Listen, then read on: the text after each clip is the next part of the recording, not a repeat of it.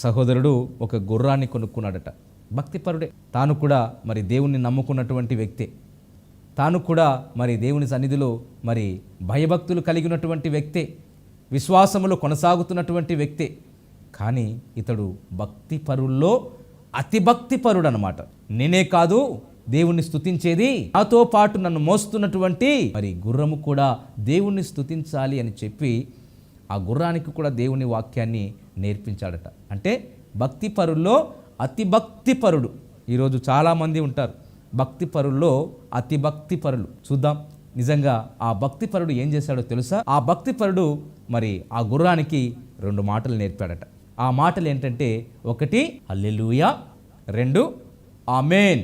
హల్లెలూయా అంటే నువ్వు పరిగెత్తాలి, ఆమేన్ అంటే ఆగిపోవాలి. జాగ్రత్తగా వినండి. ఇదిగో ఆ గుర్రము మరి చాలా చక్కగా ట్రైన్ అప్ అయింది, చాలా చక్కగా ఈ మాటలను సాధన చేసింది. ఆ యొక్క యజమాని హల్లెలూయా అంటే పరుగులు లంకించుకుంటా ఉంది, ఆమేన్ అంటే సడన్గా బ్రేక్ వేసినట్టుగానే ఆగిపోతూ ఉంది. ఈ విధంగా మరి ఆ గుర్రానికి మంచి సాధన ప్రాక్టీస్ చేయించాడు.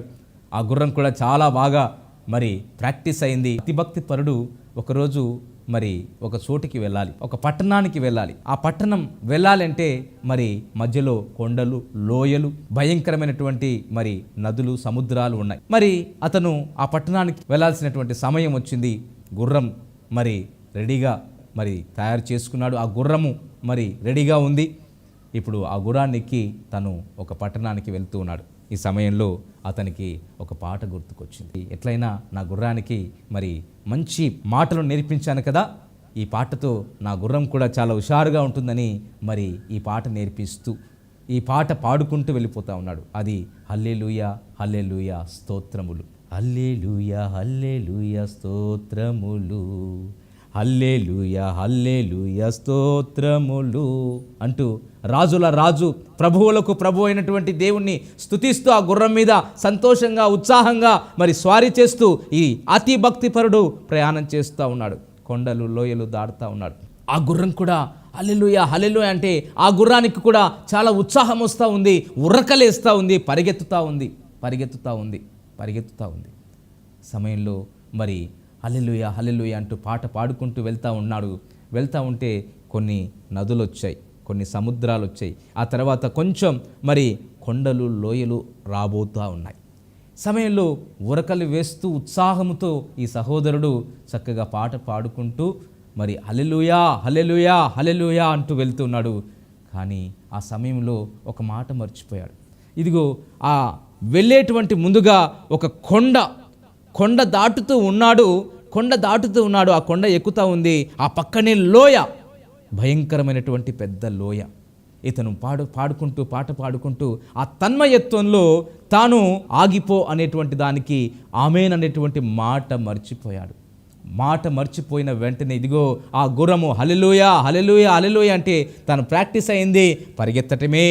మరి ఆమేన్ అంటేనే ఆగిపోవాలి కాబట్టి తన యజమానుడు ఆ మాట చెప్పనందుకు ఇదిగో ఆ గుర్రము ఆ కొండ దాటి ఆ లోయ చూసుకున్నా కూడా తన యజమానుడు తనకు ఆజ్ఞాపించలేదని చెప్పి ఆ గుర్రము అతన్ని ఆ లోయలో పడవేసింది. ఆ లోయలో ఆ అతి భక్తిపరుడు తన ప్రాణాలను చాలా దారుణంగా పోగొట్టుకున్నాడు. నేను ఎందుకు ఈ విషయాన్ని మీతో పంచుకుంటున్నానంటే, దేవుని వాక్యాన్ని వ్యర్థముగా ఉచ్చరించకూడదు. నీ దేవుడైనటువంటి మరి మాటను, వాక్యాన్ని వ్యర్థముగా మనము ఏ విధంగానైనా సరే మనము దానిని ఉపయోగించకూడదు. తాను భక్తిపరుడుగా దేవుని మహిమపరచాలే కానీ అతి భక్తిపరుడుగా ఆ గుర్రానికి కూడా నేర్పించి తాను తన యొక్క ప్రాణాలని పోగొట్టుకున్నాడు. నేర్పించు, కానీ అది నీకు అవసరమైనటువంటి విధముగా ఈ లోక మరి సంబంధంగా మరి నీకేదే అవసరమో ఆ విధంగా ఆ గుర్రాన్ని కానీ నువ్వు పెంచుకునేటువంటి ఏదైనా సరే వాటికి మరి నేర్పించు, కానీ దేవుని వాక్యాన్ని వ్యర్థముగా మాత్రము నీవు ఉపయోగించకూడదు అన్న మాటకి ఈ యొక్క ఉదాహరణ మీకు తెలియజేస్తున్నాను. ప్రియ దేవుని బిడ్డలారా, ఈరోజు చాలామంది మరి ఇళ్లలో కూడా వాక్యముతో గొడవ పడుతూ ఉంటారు. జాగ్రత్త సుమ, వాక్యము చాలా మరి ఎంతో విలువైనది. వాక్యం అనగా మనకందరికీ తెలుసు దేవుడే. మరి ఈ వాక్యాన్ని మనం ప్రేమించేటువంటి వారముగా ఉన్నట్లయితే వాక్యానికి మనము విలువనిచ్చేటువంటి వారముగా ఉన్నాం. మరి ఈ సమయంలో మనము వాక్యమయ్యున్న దేవుడు, వాక్యానుకున్నటువంటి శక్తి, ఈ వాక్యాన్ని మనము ఎలా మన జీవితాల్లో అన్వయించుకోవాలి, ఈ వాక్యము ద్వారా మనము ఎలా దేవుని సన్నిధిని సమీపించి వాక్య ప్రకారముగా మనం ప్రవర్తించాలి, వాక్యము మన జీవితాల్లో ఏ విధంగా మనల్ని నడిపిస్తుంది, ఏ విధంగా మనల్ని బ్రతికిస్తుంది, వాక్యము ద్వారా దేవుడు ఎలా మాట్లాడతాడు, వాక్యము యొక్క ప్రయోజనం ఏంటి అన్న విషయాలు ఈరోజు మనం గనక ధ్యానం చేసినట్లయితే చాలామంది బైబిల్ పట్టుకున్నారు.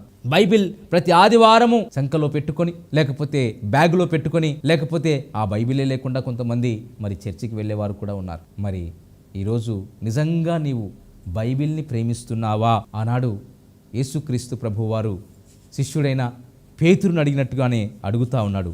నిజంగా నన్ను ప్రేమిస్తూ ఉన్నావా అని పేతురుని అడిగినట్టుగానే నీవు బైబిల్ని ప్రేమిస్తున్నావా అని దేవుడు నీకు ప్రత్యేకంగా ఈరోజు సూటిగా స్పష్టంగా నీతో మాట్లాడుతూ ఉన్నాడు.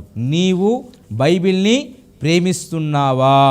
నిజంగా మనకు మన జీవితాల్లో నిజమైనటువంటి విలువ, నిజమైనటువంటి గౌరవం, తెలివితేటలు, జ్ఞానము ఇవన్నీ కూడా మనము మన స్థితిని, మన పరిస్థితిని, మనము ఉన్నతమైనటువంటి స్థితికి రావాలి అంటే కేవలము ఇదిగో మన దగ్గర ఉన్నటువంటి బైబిల్ మాత్రమే.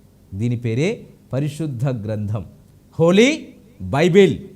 ఇదిగో ఇది మాత్రమే, ఈ పరిశుద్ధ గ్రంథం మాత్రమే నీ జీవితంలో నీకు విలువను కానీ, గౌరవాన్ని కానీ, తరువాత నీకు తెలివిని ఉచ్చరించేటువంటి పెదవులను కానీ, జ్ఞానాన్ని కానీ మరి నీకు ప్రసాదించగలదు ఈ పరిశుద్ధ గ్రంథం. మరి ఈ పరిశుద్ధ గ్రంథాన్ని మనము ఏ విధంగా ఉపయోగించాలి? నిజంగా ఎంతోమంది భక్తులు ఈ పరిశుద్ధ గ్రంథం ద్వారానే ఉన్న స్థితి నుంచి ఉన్నతమైన స్థితిలోనికి వచ్చారు. ఈ పరిశుద్ధ గ్రంథమే వారిని రాజులుగాను, అధికారులుగాను, దేశ ప్రధానులుగాను, ఈరోజు ఎంతో ఉన్నతమైన స్థితిలో ఉన్నటువంటి వారు కూడా ఇదిగో ఈ పరిశుద్ధ గ్రంథం ద్వారా మాత్రమే వారు అటువంటి స్థానంలో ఉండటానికి దేవుడు కృప చూపించాడు.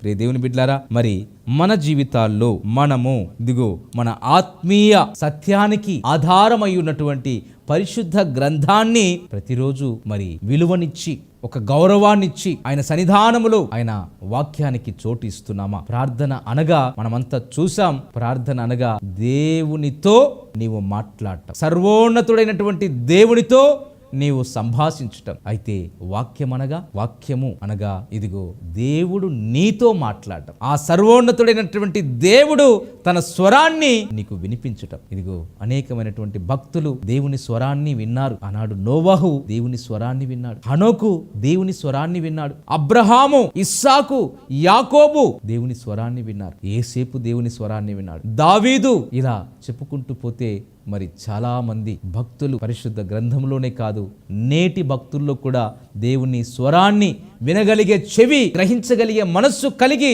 దేవుని సన్నిధానములో దేవుని మహింపరుస్తున్నారు. ఆనాడు సమూయేలు బాలుడుగా ఉన్నాడు. ఆ యొక్క మందిరములో పరిచర్య మరి ఏలీ సహవాసములో దేవునికి పరిచర్య చేస్తా ఉన్నాడు. ఆ రాత్రి నిద్రపోయాడు. నిద్రపోయినప్పుడు ఒక స్వరం, సమూయేలు సమూయేలు. బాలునికి అర్థం కాలేదు. బాలుడైనటువంటి సమూయేలుకు ఏమాత్రం అర్థం కాలేదు. ఎవరు పిలుస్తున్నారు? లేచాడు, చూస్తే ఏలీ అక్కడ పడుకుని ఉన్నాడు. ఆయన బాగా నిద్రపోతా ఉన్నాడు. దొరకపెట్టి మరి ఎవరు పిలిచారబ్బా అని రెండోసారి పడుకున్నాడు. రెండవసారి కూడా సమూయేలు సమూయేలు పిలిచాడు. ఎవరు లేరు చుట్టుపక్కల, ఇంకెవరు నన్ను పిలుస్తా ఉన్నారు అని కొంచెం భయం వేసింది. ఆ సమయంలో ఏలీ దగ్గరికి వచ్చి, అయ్యా ఈ విధంగా నాకు ఏదో స్వరం వినిపిస్తా ఉంది, సమూయేలు సమూయేలు అని పిలుస్తా ఉన్నారు, నేనేం చేయాలి? అప్పుడు ఏలీ గుర్తుపట్టి, దేవుడు నీతో మాట్లాడుతున్నాడు, ఈసారి గనక ఆ స్వరం వినిపిస్తే చిత్తము ప్రభువా నేనేం చేయాలి అని నీవు చెప్పు. అదే విధంగానే మరలా పడుకున్నాడు. పడుకున్న తర్వాత సమూయేలు సమూయేలు అని పిలిచాడు.